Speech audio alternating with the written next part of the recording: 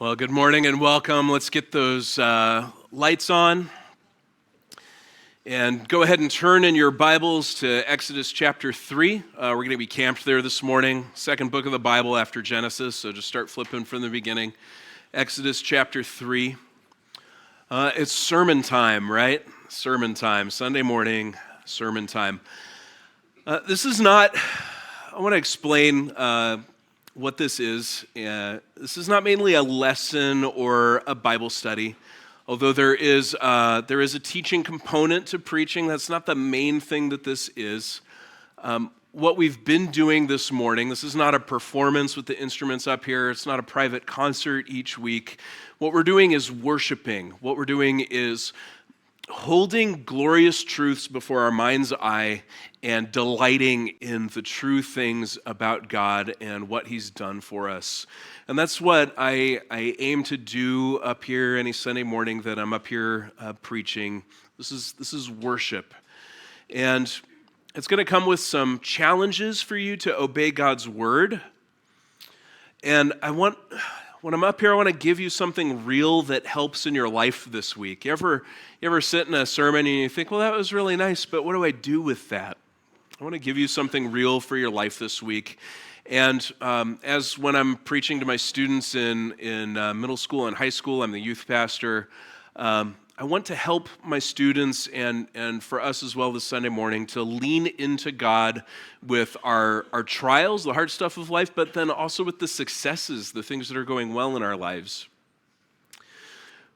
We want Jesus honored. We want His people fed spiritually and helped. And we want the Word of God to be front and center. Are you guys with me? Awesome. Let's pray. And Lord, I'm just mindful this morning, grieving for Eric and for Spanish ministry. We want to be at you much in prayer, both contemplating our own life and eventual death, and to stand before you, and in gratitude to know that Eric is free from his pain-ridden, problematic body and is with you. And we want to be lifting up his family and his ministry to you. And Father, Lord, Master, King of the universe, as we come into your word this morning, I pray that you would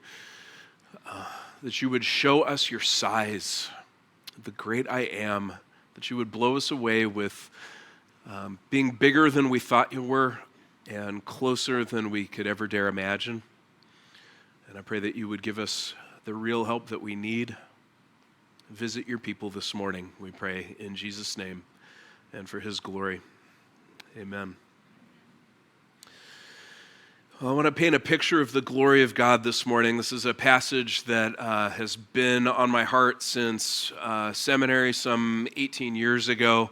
As I got into my Hebrew studies, this was a passage that just blew me away, and some things that I've been looking forward to sharing in the right forum for a long time. So really excited to go there this morning. Exodus chapter 3.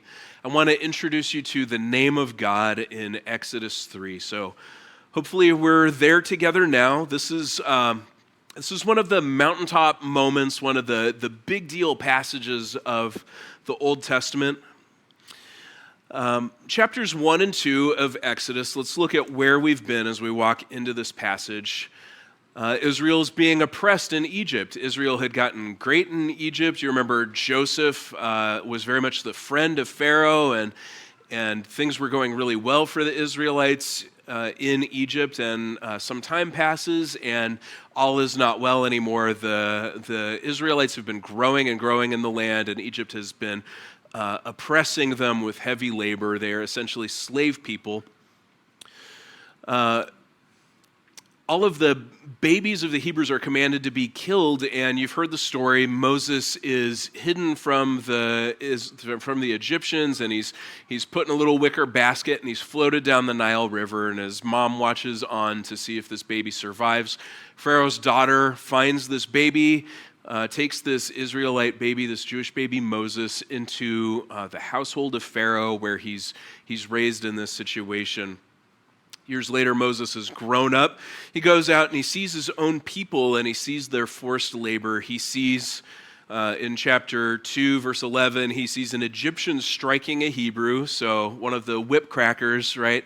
And he takes offense, he strikes the Egyptian and buries him in the sand. It's found out, right? Moses doesn't get away with this. The next day, it becomes apparent that it is known. 2:15, when Pharaoh heard about this, he tried to kill Moses. There's a warrant out now for Moses' life. Moses fled from Pharaoh and went to live in the land of Midian. He runs away to Midian. He meets some shepherd girls over by the well. He stands up for them. He helps them water their flock. Through there, he meets their father, Jethro, who's a priest in Midian, and he ends up marrying one of the daughters. A few years pass. Verse 23, after a long time, the king of Egypt died. So now Moses has been living in Midian for years as a murderer and a refugee, and he is now a shepherd tending his father-in-law's flocks. He doesn't have flocks of his own. He's tending somebody else's flock. We know Moses as a great man, as a miracle worker. He was sort of what the Golden Knights are to Las Vegas. He was to the Jewish people.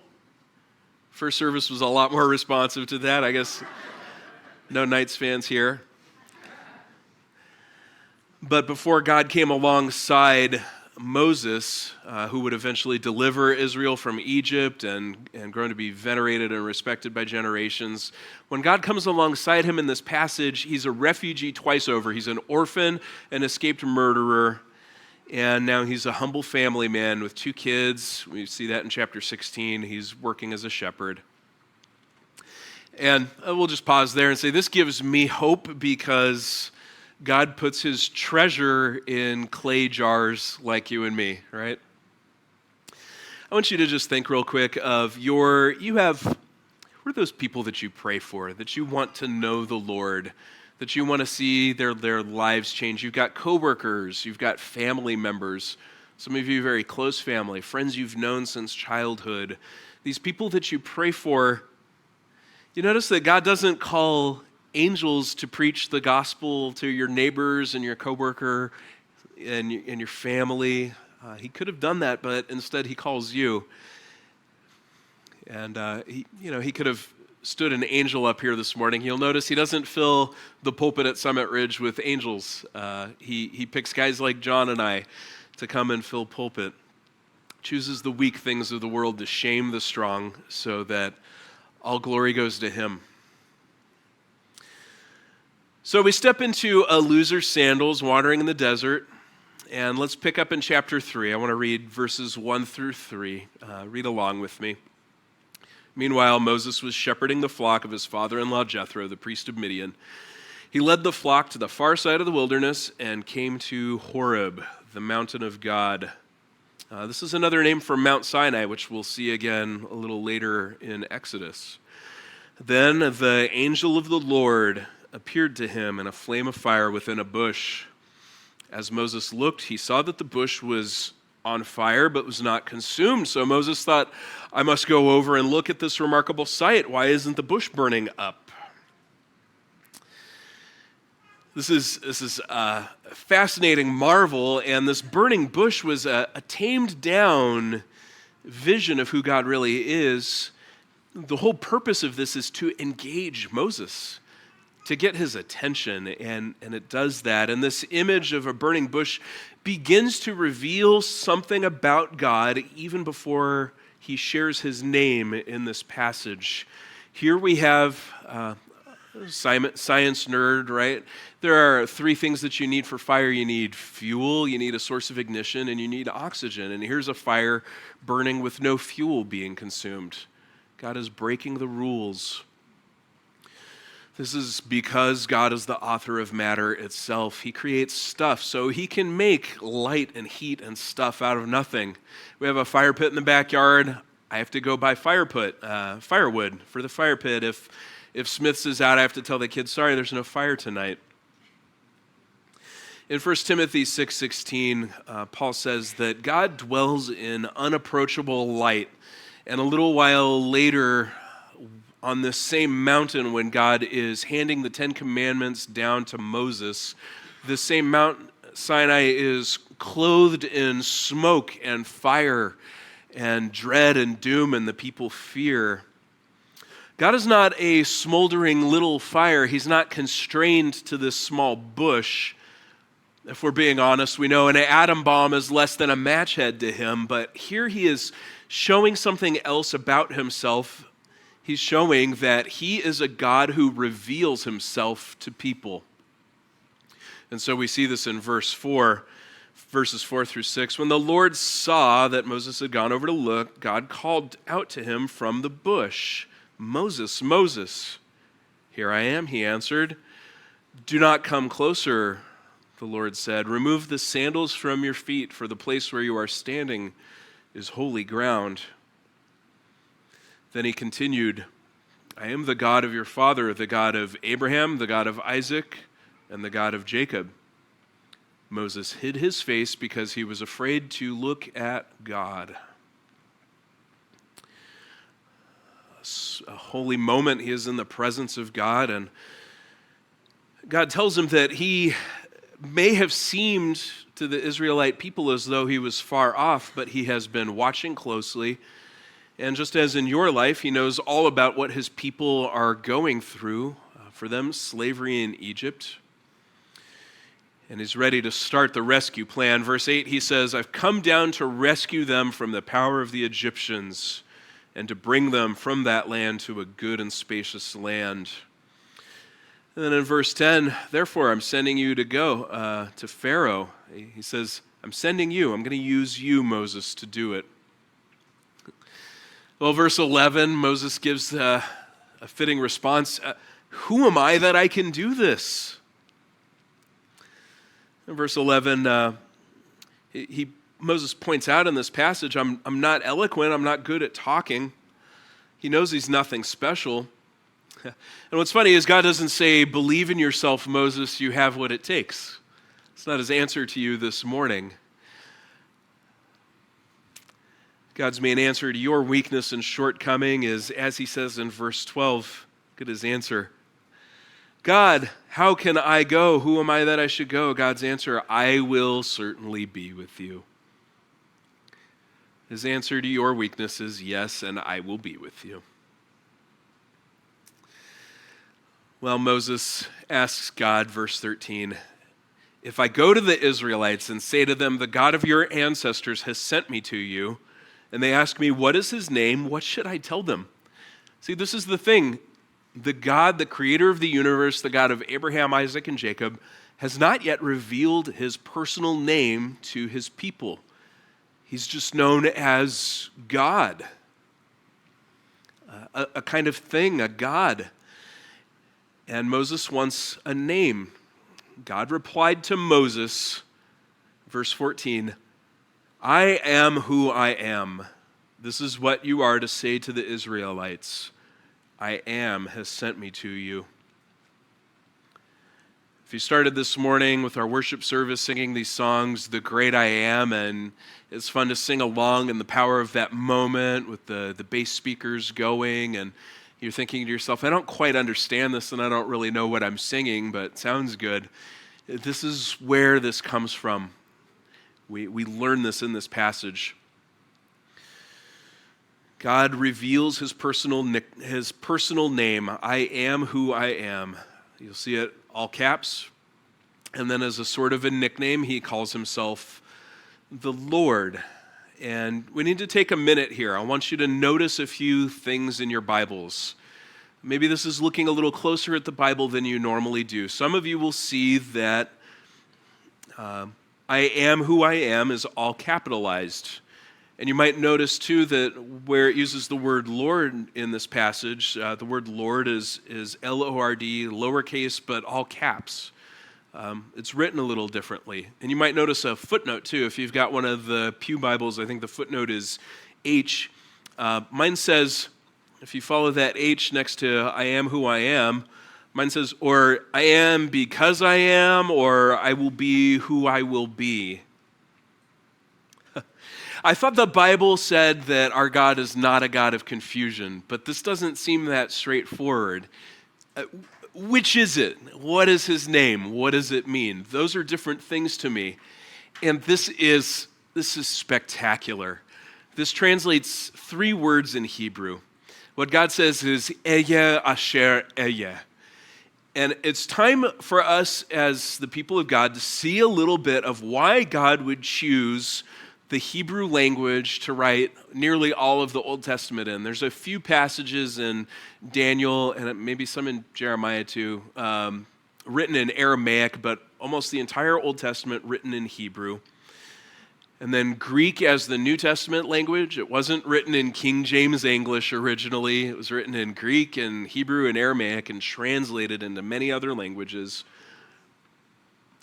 Not ancient Greek, but Koine or Common Greek. And we have to ask, why is this? Because God is intentional and he does things on purpose. And what's beautiful is that you could hardly choose 2 more different languages to write the Bible with. Hebrew is poetic and Koine Greek is precise. In seminary, a prof explained it to me this way. If you ask a Greek to describe a pencil, he'll say it's about 7 inches long, it's made of wood with a graphite core, sharpened to a point with a lump of rubber banded to the other end. And if you ask a Hebrew, he would describe it as a thing for writing. This is the difference in these languages, precision and poetry, functionality. So to me, it's no wonder that bats are included in the list of birds that you shouldn't eat. Flies, it's a bird, right? Jonah, some of you have wondered, it says he was swallowed by a great fish, but how could that possibly? Well, to Hebrew reckoning, a whale, it's in the water, it's got fins, the thing's a fish, right? Very different languages. This is important for understanding the name of God in this passage. So stick with me. In English, we talk about action words, doing words. You know these as verbs, right? It's to do something. It can even just be to exist. Action words. We use something called tense when we talk about action words, because when you say, I am running, or I ran, or I will run, we want to know, when is it happening? Are you running in the past? Are you running right now? Or will you be running in the future? In English, we have 3 tenses, and they refer mostly to when something happens. In the Koine Greek of the New Testament, there are something more like 7 tenses and some shades of meaning within those tenses. And in Greek, tense talks not so much about when something happens as the manner in which the action is performed. Is it a period? Is it an ongoing action? Is this something that happened in the past with results that continue into the future? Is this something that will be happening for forever? We have ways of saying those things specifically in the Greek of the New Testament. But Jeremy, you say, we're in Exodus. This is Old Testament. This is Hebrew. How many tenses would you guess are in the Hebrew language? These guys are weird. 2 tenses in Hebrew, and it refers not so much to when something happens or the manner in which it's performed. It's, is it done or not? This is great boss language. Is it done or not? Right?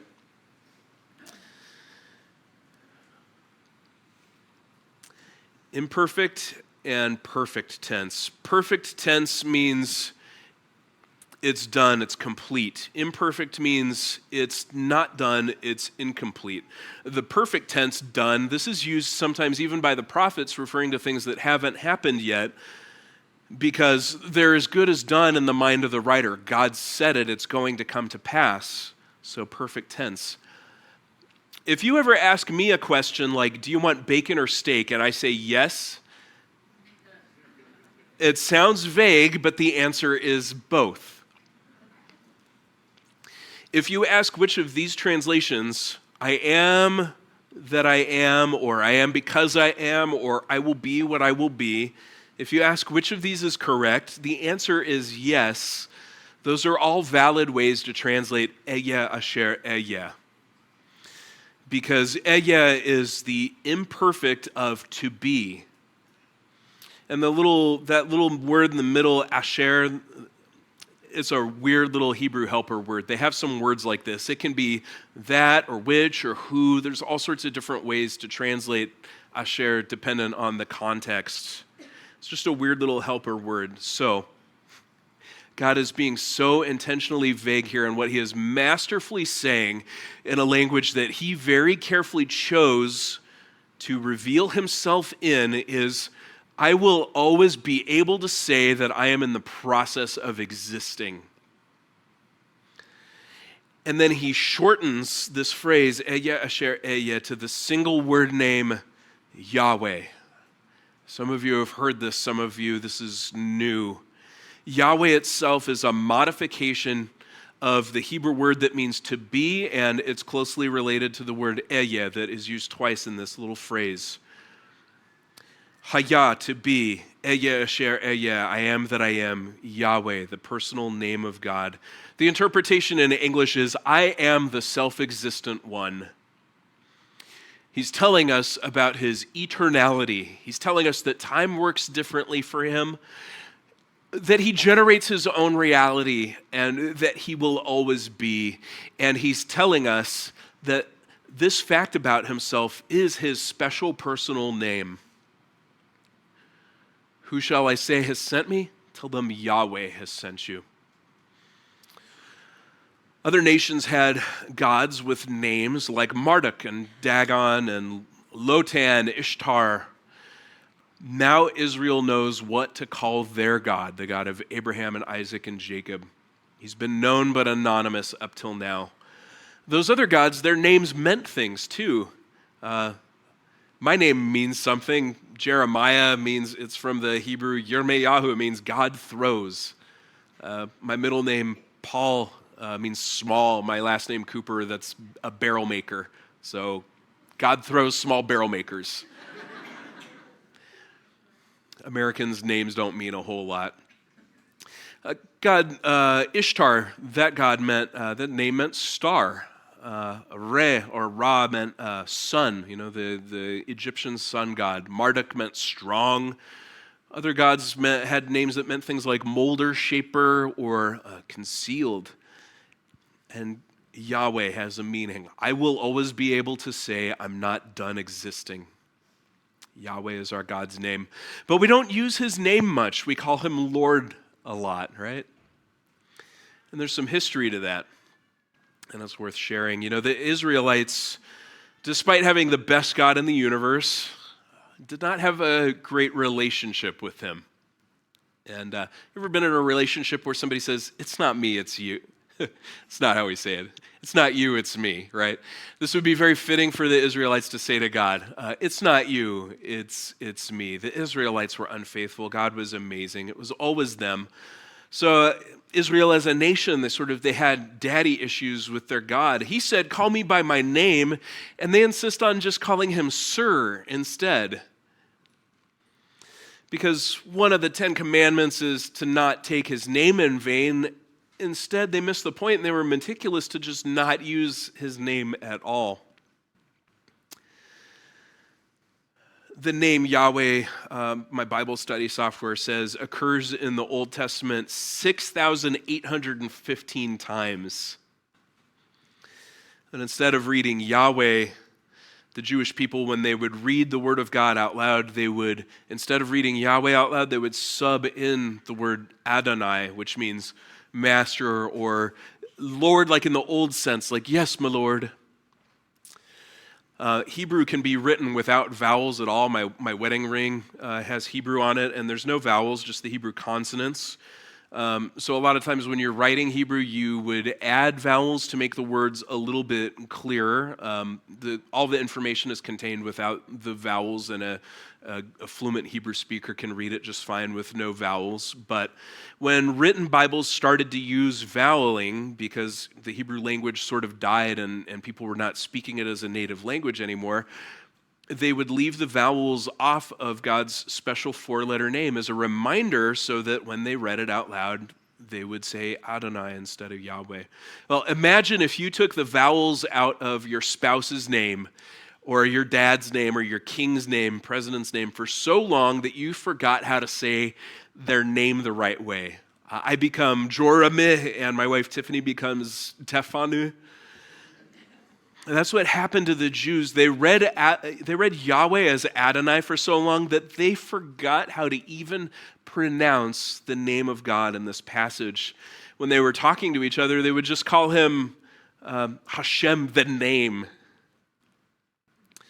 This reminds me of years ago, I was working in Nuevo Laredo in Mexico. It's a dangerous city. I was border hopping every day. I'd stay in Laredo, Texas, and cross the border every day because Nuevo Laredo was at that time was really overtaken by, it was run by a cartel called Los Zetas, one of the big cartels, and the people of Nuevo Laredo were very proud of their city, and when I would talk to the people that I was working with there, they would say, oh yes, you should go down to the marketplace and you can get some great tacos and you can get some souvenirs for your kids and many amazing things in the market and you can have a blast, but don't be out past dark.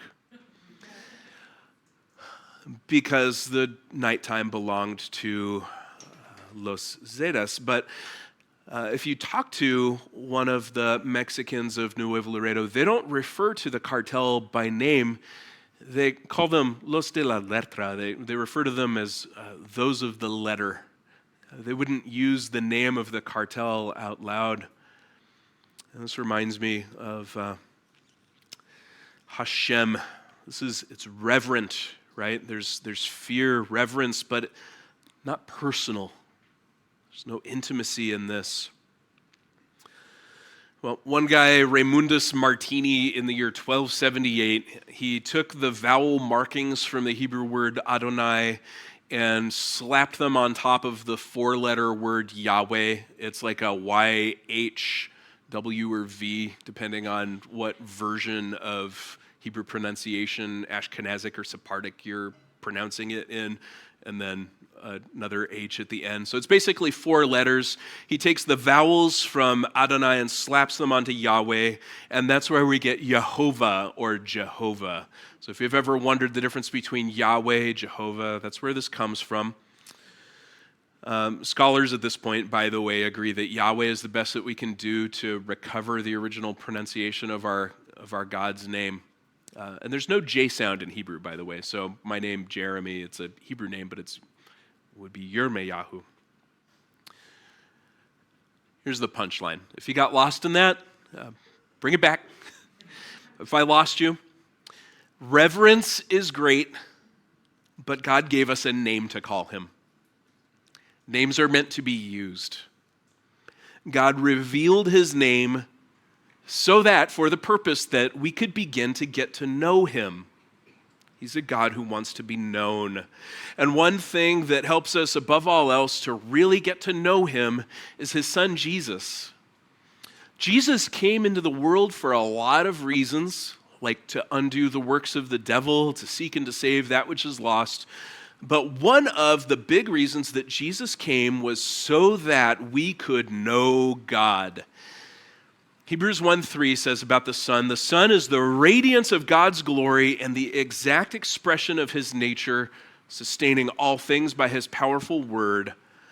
So Jesus himself is the radiance of God's glory. When you see Jesus, you begin to see the nature of God. Jesus makes this very plain in John 14 when he's talking to Philip. Lord, said Philip. And now you know why Philip calls him Lord. This is coming from that Adonai thing. Lord, said Philip, show us the Father, and that's enough for us.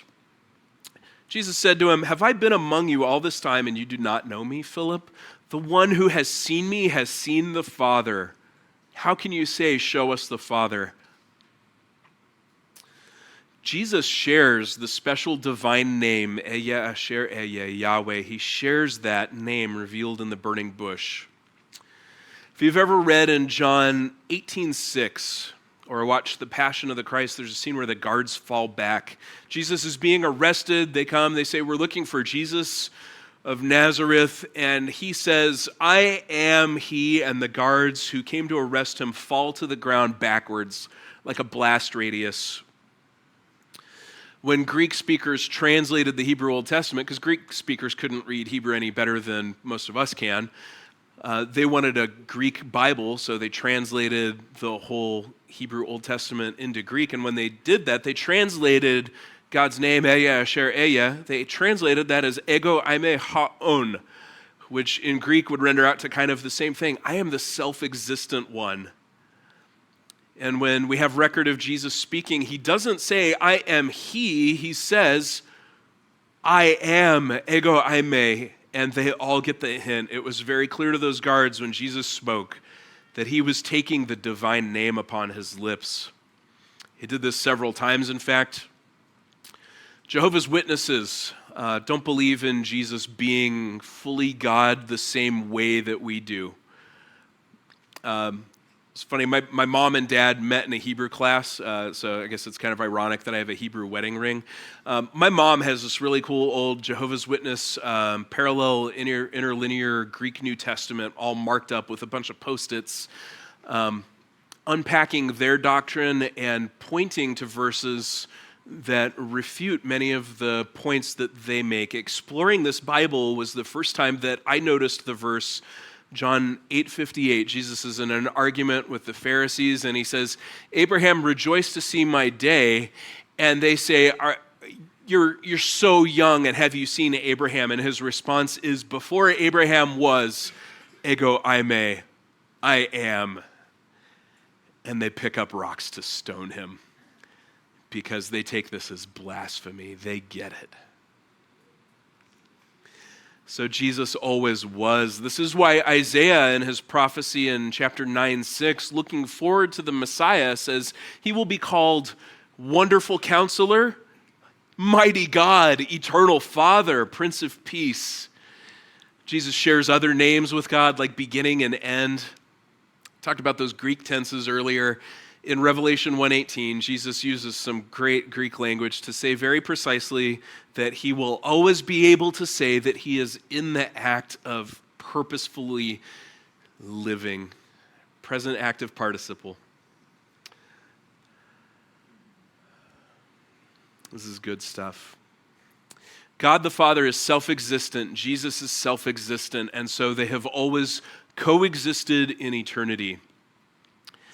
And the Father loves the Son, and the Son loves the Father. They love each other with the greatest intensity. This is why one of my favorite prayers of Jesus for us is, "I pray that they may be with me where I am, and that the love with which you have loved me may be in them." He prays for us to be able to love him with the same intensity that the Father and the Son have loved each other since before time was created. And they share one Spirit, the Holy Spirit. Have you noticed that in some places he's called the Spirit of God, and in other places he's called the Spirit of Christ? So what this means is God in his Trinity, he didn't create out of need. He's always been happy and full and had all that he needed, which means that we were not made to meet a need of his. What is this all about? We are created to fellowship with him and to rejoice in him. Fellowship and communion and rejoicing. And so when he comes to us incarnate in human flesh as a child, as Jesus, his titles, not his names, but the things that you could call him and describe him as, he has titles like Emmanuel, which means God with us. God has come to dwell with us. He's called the Logos, John chapter 1. This is the Word. He is called the Word. Jesus is the Word. Words mean communication and conversation, clarification and revelation. God in Exodus chapter 3 reveals himself to an orphan, murderer, shepherd, refugee. And he comes alongside a slave people to make them part of a story of making his name great. If you wonder if you're up to the task of being one of God's children, the bar is not very high. If you look at your neighbors or some of those people in Vegas and you say, I don't know if they're worthy of the gospel, the answer is they are.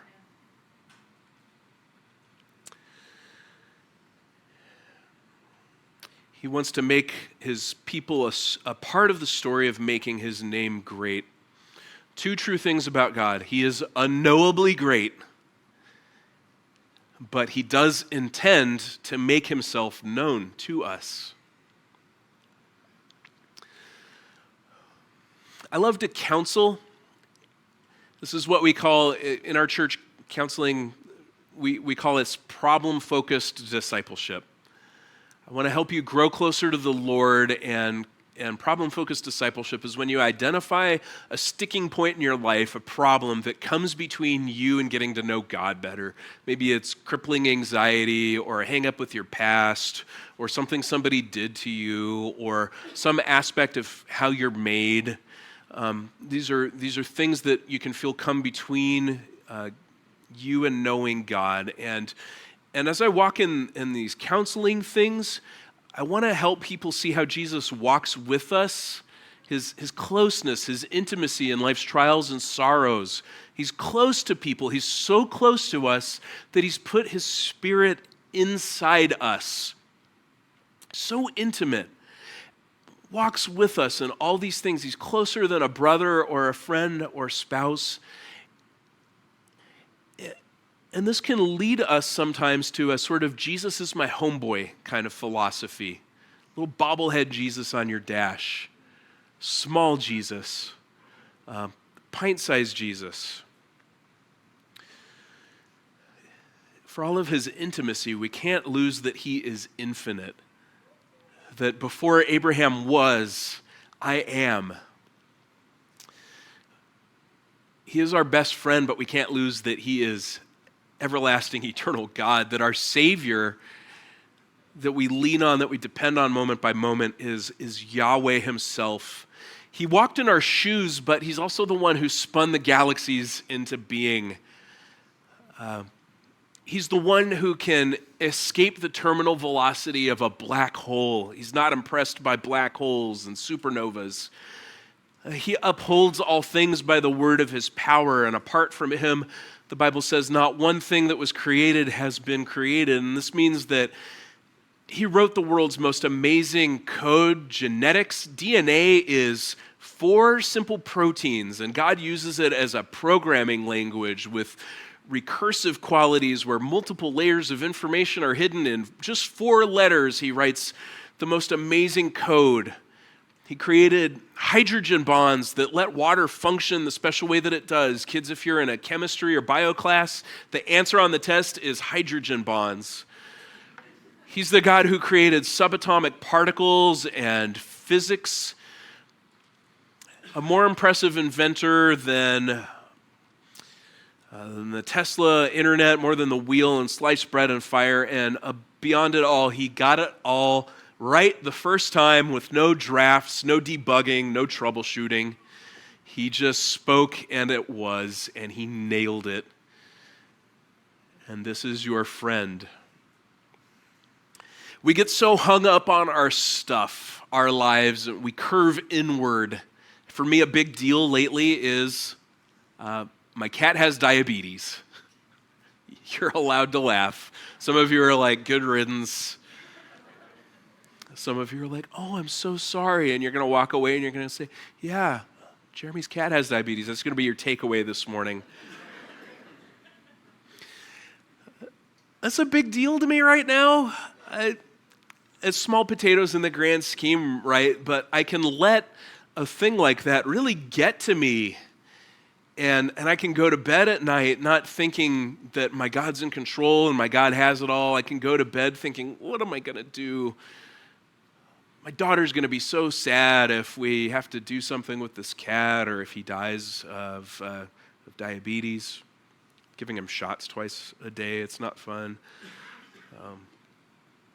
When we don't look outside of ourselves, when we curve inward and we don't look outside of ourselves, we lose the comfort and the power and the peace that are meant to come into our lives because of the greatness of the God who has come alongside us in such ways. We lose peace, we lose joy. One of my favorite prayers is the biblical language of asking for all joy and peace in believing. And it comes with some other results too that really impact our effectiveness and our quality of life. When we curve inward, when we're focused on our stuff, when we don't look outside of ourselves to Him, when we don't marvel at I am that I am, His kingdom doesn't mean that much to us. Jesus' teaching was full of talk about the kingdom of heaven, full of talk about the kingdom of heaven. This is one of Jesus' major themes. But the kingdom of heaven seems like a small accessory to our lives, right? The kingdom of heaven feels like remember your elementary school mascot? Do you even remember what that was? Mine was a mountain lion. The kingdom of heaven feels more like an elementary school mascot and not our identity, not the battle flag under which we march, not the country for which we are gladly prepared to live and die. The kingdom of heaven. You don't see Him as big, the kingdom of heaven seems small.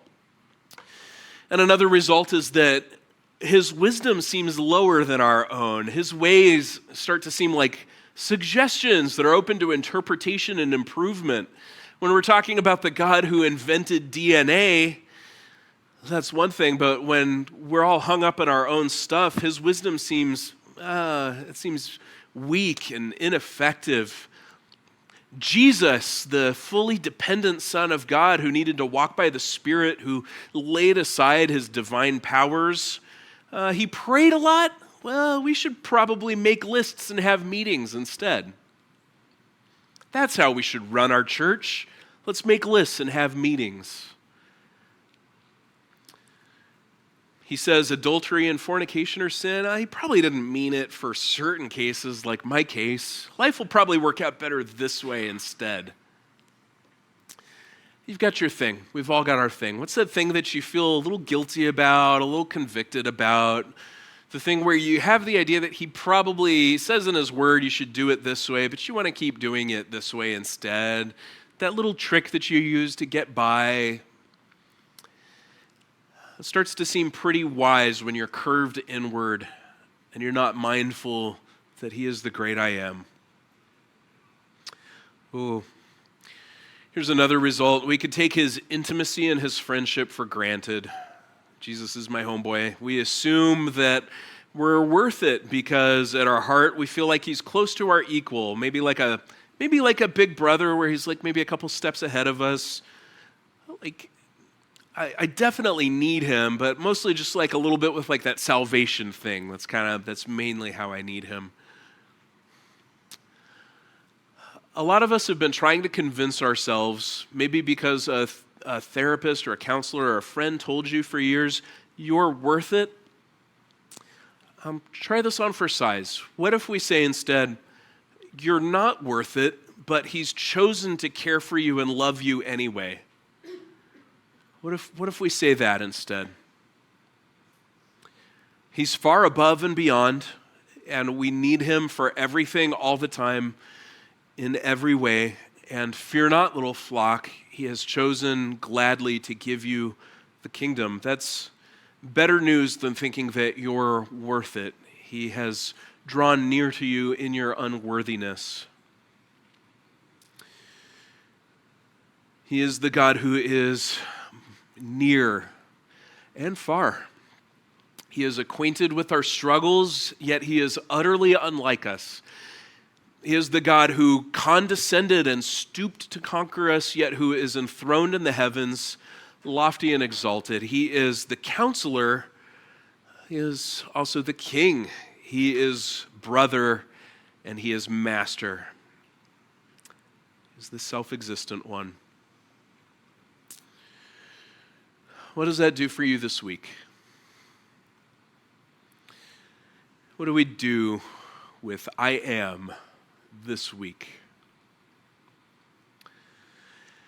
This means that He has all the resources that you need and he gave up his son for you, and as Romans 8 reminds us, how will he not also with him freely give us all things? This doesn't mean that the deed to a house is going to come falling out of heaven for you this week. A Tesla fall on you, that might not be that comfortable anyway. Anything that is good for your soul, he will give you. That might mean discipline and conflict and trials and struggles. He has the wisdom, he has the resources, and he has the care and the love for you personally. If he's not giving you something that you think you need, he has a good reason. So I would beg you, and he would ask you to come before him humbly this week to talk to him about it. That's called prayer. And he will win. What he spoke will come to pass. This is for you this week. You don't have to wonder if you are on the right side. It might look like darkness and death and hell or triumphing in some ways. Feels a little bit like that losing Brother Eric this week. But the truth is, he will win. Perfect tense. It's as good as done in the mind of the writer. You don't have to wonder if you're on the right side. And this means, too, that we don't need to second guess him. He's the source of all wisdom and knowledge, and he holds the past and the present and the future. You don't have to wonder if your past was an accident, or if he's at work in your present, or if he's going to be for you in the future. You don't need to second guess him. So go to him, but don't put him in a little box. He won't fit. He is not the little guy in a frame on your wall, but he is eternal God on the throne. Let's pray. Lord, Father, Yahweh, I pray that you would help us to call you by your name. Even as we call you Father, would we know you as Master and Lord, the great I am. Eternal God who has come close, who would choose to flick a switch on in a bush in the middle of the desert to talk to a refugee shepherd murderer. Thank you for these things. Would you help us to trust you this week and to walk in your word and your ways, to know your wisdom, to know the peace and joy that trusting in such a God can bring. Build your kingdom, we pray. And get our worship now as we turn our hearts towards you instead of ever curving inward. Free us from these things in Jesus' name and for his glory. Amen.